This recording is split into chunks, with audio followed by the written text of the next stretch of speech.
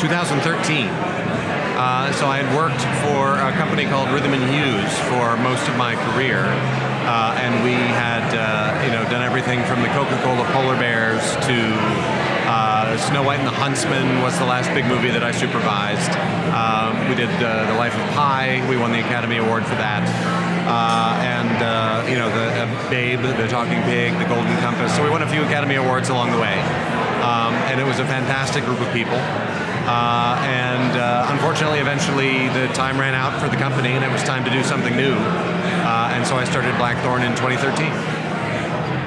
It's a little difficult to measure with Caliban because I wrote the story many years ago. But if I were starting Caliban from scratch today, this would probably be about 7 months of work. Our main interest in doing this work is in making stories that you can step into and play a part in. That bears a lot of resemblance to video games in a lot of ways. But our main audience is people who like stories and like movies and like TV. It's very important to me that the project also be appealing to gamers. But it's not a normal game. It's very story first. There's no points. There's no guns. It doesn't have a lot of the tropes of video games. It has much more in common with a movie than it does most games, and that's very much by design.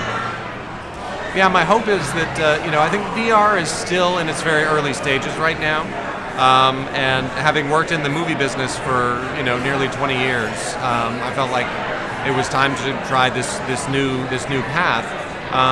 And VR has moved a bit more slowly than any of us would have wished. But by the same token, there's really no other form of media like it.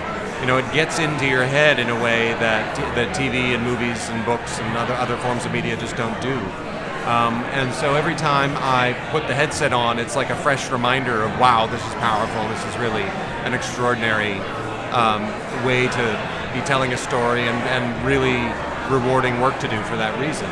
I think we probably need to consider balancing that at some point with other ways of paying the bills.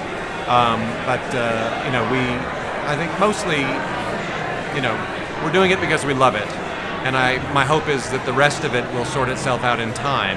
And we've had the luxury of being able to take some time to develop things the way we want and to try and pursue a form of storytelling that we just love a great deal.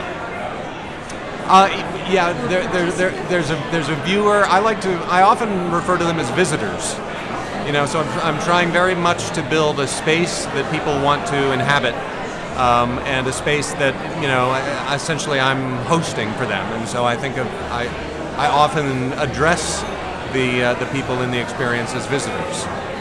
Right, and because of that, we're trying to give these visitors some agency in this world, and so they get to, for instance, define the speed at which the story progresses.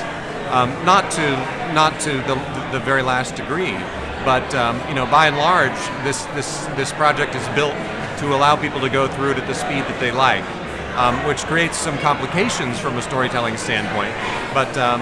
To me, it's important to do it that way because it's one of the things that really makes you feel like you're there and you're part of it.